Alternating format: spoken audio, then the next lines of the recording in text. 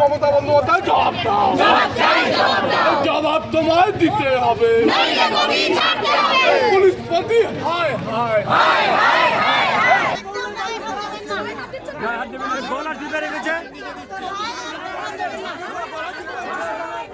নিজে একটা মহিলা একটা মহিলাকে সুরক্ষা দিতে পারছে না, থানা চেয়ারে বসে আছে। ধিক্কার জানাই আপনার এরকম চেয়ারকে। এসআই ম্যাডামকে বেরোতে বলুন, তরুণা নস্করকে বেরোতে বলুন।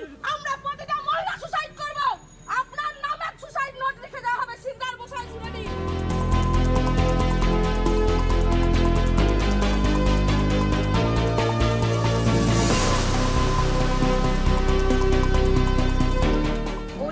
সিনা নামে একটা ফেক অ্যাকাউন্ট চলছিল, যেটা একটা মহিলার ছবি দিয়ে অ্যাকাউন্টটা চলছিল। তো আমাদের ধারণা যে এটা কোনো মহিলা নয়, এটা কোনো আমাদের এগেনস্ট পার্টির কোনো চাল, যেটা আমাদের ভারতীয় জনতা পার্টির যে মহিলারা রাস্তায় নেমে রাজনীতিটা করে তাদেরকে নিয়ে, আমাদের রাজ্য নেতৃত্বকে নিয়ে নানান রকম খারাপ ছবি দেওয়া, তাদের নামের খারাপ মন্তব্য রাখা, পোস্ট করা দীর্ঘদিন ধরে চলে আসছে। এটা নিয়ে আমরা বারবার থানায় এসেছি, থানাকে এখানে আইসিকে জানানো হয়েছে। তারপর আমরা সাইবার ক্রাইমেও গেছিলাম, এটা নিয়ে এফআইআর করা হয়েছে, কিন্তু তারপরেও এটা নিয়ে কোনো রকম স্টেপ নেওয়া হয়নি। যেখানে আমাদের সুনন্দাদিকে নিয়ে লেখা হয়েছে, যেখানে আমাকে নিয়ে লেখা হয়েছে। আজকে আমরা চন্দননগরের যে মহিলারা, আজকে হয়তো আমাদের দেখে আরও 10টা মহিলা বেরোয় রাস্তায় রাজনীতি করার জন্য। আজকে আমাদেরকে নিয়ে যে এই জিনিসগুলো করা হচ্ছে, আজকে আমরাই সেফ নয়, তাহলে আমাদের দেখে যে মহিলারা এর পরে ভবিষ্যতে যারা আসবে তারা কি করে সেফ হতে পারে?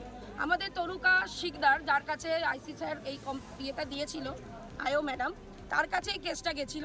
তার কাছে আমরা বারবার গেছি, আমরা সমস্ত ডকুমেন্টস জমা করেছি, সুনন্দাদির আধার কার্ড জমা করা হয়েছে, আমরা সমস্ত যে অ্যাকাউন্টের যে ছবি লিঙ্ক, কোন নামে লিঙ্ক আছে সেই লিঙ্ক পর্যন্ত থানায় দেওয়া হয়েছে।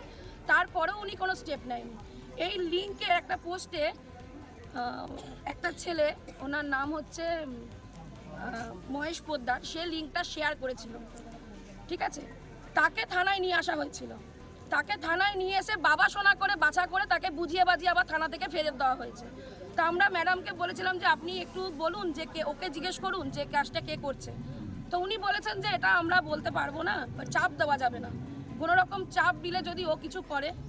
তা আজকে একটা ছেলের চিন্তা করছে আয়ো ম্যাডাম, একটা মহিলাদের চিন্তা করছে না। আজকে এই মেয়েটাকে লাঠি চার্জ করে মেয়েটার চোখটা ফাটিয়ে দেওয়া হলো, তাহলে কেন আমরা হেনস্থা করবো না? ওই গেটের ভেতর আঙুল ঢুকে আমার হাতে লাগলো, মধুমিতার হাতে চাপা পড়েছে, এমন ধাক্কাধাক্কি করেছে, আমরা কিন্তু পুলিশকে কোনো হানি পৌঁছায়নি, পুলিশ উল্টে লাঠি চার্জ করেছে, ওর চোখটা ফাটিয়ে দিয়েছে। তাহলে আমরা তো এখানে হুড়োহুড়ি করতে আসিনি, আমরা তো বিচার চাইতে এসেছিলাম যে আমরা মেয়েরা সুরক্ষিত কোথায়। এই যে আজকে যে আমরা এই প্রোগ্রামটা হওয়ার পর আমি যে সেফ বাড়ি ফিরবো তার গ্যারান্টি কে নেবে?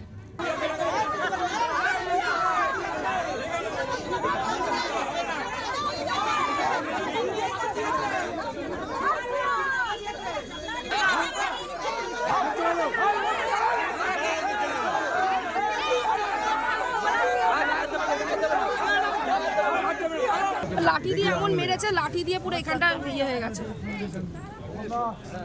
এই মেয়েটার আঙুলটা ঢুকিয়ে দিয়েছে, এই মেয়েটার আঙুলটা পুরো ঢুকে গেছে। এইটা তৃণমূলের যে বিধায়ক আছে তার পক্ষ থেকেই এটা করা হচ্ছে, যে বিজেপির মহিলাদের এইভাবে বাজে বাজে কথা বলা, যাতে আগামী দিন বিজেপির কোনো মহিলা না বেরোতে পারে, না সংগঠন করতে পারে। এটা পুরোপুরি চাল। তবে আমরা আজকে থানার সামনে বিক্ষোভ করেছি। আগামী দিন এই যে শাসক দলের যারা এই ধরনের কাজ করছে তাদের অবিলম্বে যদি অ্যারেস্ট করা না হয়, আমরা এরপরে বিজেপির তরফ থেকে বৃহত্তর আন্দোলনে নামব।